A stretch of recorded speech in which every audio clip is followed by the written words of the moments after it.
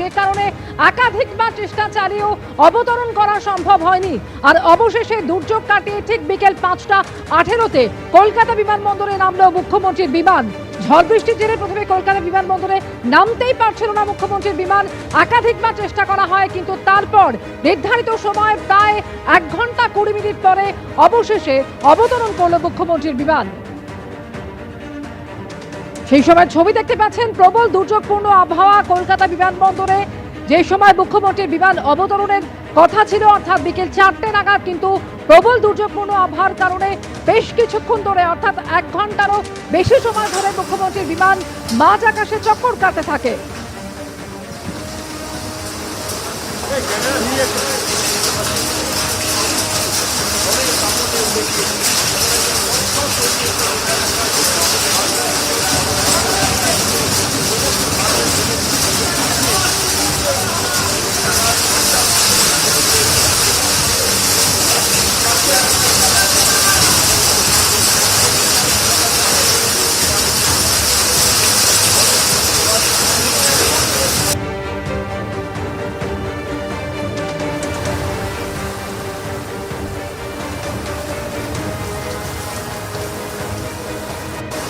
সরাসরি এই মুহূর্তে রয়েছেন আমাদের সঙ্গে প্রতিনিধি ব্রতদীপ ভট্টাচার্য। ব্রতদীপ, একাধিকবার চেষ্টা সত্ত্বেও সম্ভব হয়নি, অবশেষে প্রায় 1 ঘন্টা 20 মিনিটের কাছাকাছি মাঝ আকাশে চক্কর কাটার পর দুর্যোগ কাটিয়ে নিরাপদে অবতরণ করেছে মুখ্যমন্ত্রীর বিমান। ঠিক কি খবর পাচ্ছ এই মুহূর্তে বিমানবন্দর সূত্রে?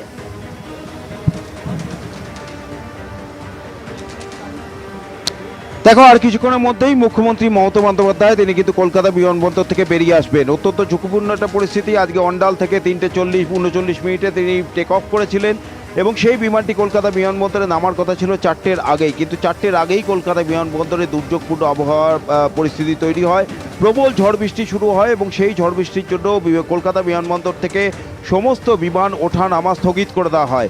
সেই সময় মুখ্যমন্ত্রীর বিমান সবে মাত্র কলকাতার কাছাকাছি আকাশসীমায় পৌঁছেছে, কল্যাণীর কাছাকাছি, এবং সেইখান থেকেই মুখ্যমন্ত্রীর বিমান কিন্তু ঘুরিয়ে দিতে হয়, কারণ কলকাতার দিকে আসার যে রুট ছিল গোটা রুটটি ধরেই কিন্তু এই দুর্যোগপূর্ণ আবহাওয়া ছিল। প্রবল ঝড় বৃষ্টি চলছিল, জোরালো হাওয়া ছিল এবং মুখ্যমন্ত্রী যে বিমানে করে যাতায়াত করে সেই বিমানটি অপেক্ষাকৃত ছোট। এই মুহূর্তে দেখতে পাচ্ছ নিরাপদভাবে অবতরণ করার পর মুখ্যমন্ত্রী মমতা বন্দ্যোপাধ্যায় তিনি কলকাতা বিমানবন্দর থেকে বেরিয়ে আসছেন। নিজের গাড়িতে করে তিনি কলকাতা বিমানবন্দর থেকে বেরিয়ে এলেন এবং তিনি এই মুহূর্তে তিনি তার গন্তব্যে পৌঁছে যাচ্ছেন। আজকে ঠিক 4টে নাগাদ তার কলকাতা বিমানবন্দরে নামার কথা ছিল, কিন্তু এই দুর্যোগপূর্ণ পরিস্থিতির জন্য 5টা 18 মিনিটে তিনি কলকাতা বিমানবন্দরে নেমেছেন। প্রায় 1 ঘন্টা 18 মিনিট কিংবা 1 ঘন্টা 20 মিনিট মাঝ আকাশে তাকে ঘুরপাক খেতে হয় তার বিমানটিকে। অত্যন্ত ঝুঁকিপূর্ণ একটা পরিস্থিতি তৈরি হয়েছিল, কারণ দীর্ঘক্ষণ মাঝ আকাশে যে বিমানটি ঘুরপাক খাচ্ছিল তাতে জ্বালানি কমে আসছিল এবং অবশেষে কলকাতায় আবহাওয়ার পরিস্থিতির উন্নতি হওয়ার পর 5টা 19-এ মুখ্যমন্ত্রী সে বিমান কলকাতা বিমানবন্দরে অবতরণ করে নিরাপদভাবে। আজকের এই ঘটনা নিয়ে কলকাতা বিমানবন্দর কর্তৃপক্ষ যেটা জানিয়েছে যে আবহাওয়ার পরিস্থিতি আচমকাই খারাপ হয়ে যাওয়ার কারণে কিন্তু তাদের সমস্ত বিমান অবতরণ এবং টেক অফ স্থগিত করে দিতে হয়েছিল এবং তিনি আজকে 4টের ঠিক পরেই এই পরিস্থিতি তৈরি হওয়ার কারণে প্রায় 20 মিনিটের জন্য সমস্ত পরিষেবা তারা বন্ধ করে দিয়েছিল এবং মুখ্যমন্ত্রীর যে বিমান সেটা আকাশে ঘুরপাক খেতে থাকে। প্রায় 1 ঘন্টা 20 মিনিট আকাশে ঘুরপাক খাওয়ার পর কখনো উত্তরের দিক থেকে সেটা কলকাতাতে আসার চেষ্টা করে, আবার কখনো বিমানটি ঘুরিয়ে গিয়ে দক্ষিণের দিক দিয়ে আমতলার দিক থেকে কলকাতার দিকে আসার চেষ্টা করে। কিন্তু যতবার মুখ্যমন্ত্রী সেই বিমান চেষ্টা করেছিল কলকাতায় আসার, প্রত্যেকবারই সেই চেষ্টা কিন্তু বিফলে যায়। অবশেষে 5টা 18 মিনিটে সেই দক্ষিণের দিক থেকে অর্থাৎ আমতলার দিক থেকে সেই কলকাতার রানওয়ে অ্যাপ্রোচ করে এবং ক্রমশ দেখা যায় কলকাতার কাছে আসতে শুরু করছে মুখ্যমন্ত্রীর বিমান এবং অবশেষে 5টা 19-এ মুখ্যমন্ত্রী সেই বিমানটি কলকাতা বিমানবন্দরে অবতরণ করে।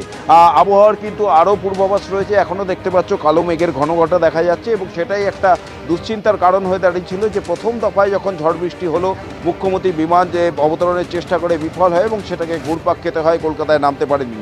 দ্বিতীয়বার যখন একাধিকবার চেষ্টা করার পর শেষবারের জন্য যখন তার বিমান অবতরণের জন্য আসছিল তখনও কিন্তু আকাশে মেঘের গর্জন শোনা যাচ্ছিল এবং একটা আশঙ্কা তৈরি হয়েছিল আবার ঝড় বৃষ্টি শুরু হবে কিনা, কিন্তু সেই দুর্যোগপূর্ণ আবহাওয়া আবার তৈরি হওয়ার আগেই মুখ্যমন্ত্রীর বিমান নিরাপদে এটা কলকাতা বিমানবন্দরে অবতরণ করে এবং কিছুক্ষণ আগেই আমরা দেখলাম তার নিজের গাড়ি করে তিনি কলকাতা বিমানবন্দর থেকে বেরিয়ে গেলেন। সোনালী, ধন্যবাদ প্রথমে।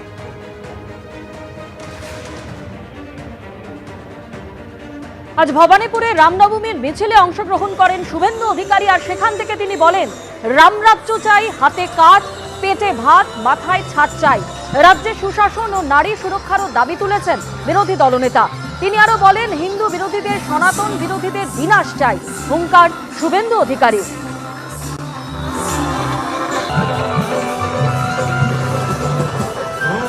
শুভেন্দুদা, একটাই প্রশ্ন, সেটা হলো আজকের দিনে মিছিল করছেন, কি বলবেন? রাম রাজ্য চাই, হাতে কাজ, পেটে ভাত মাথায় ছাদ, সুশাসন, নারী সুরক্ষা। হিন্দু বিরোধীদের বিনাশ, সনাতন বিরোধীদের বিনাশ। রাম রাজ্য যদি প্রতিষ্ঠা করতে হয়, সবার আগে রামকে যারা বদনাম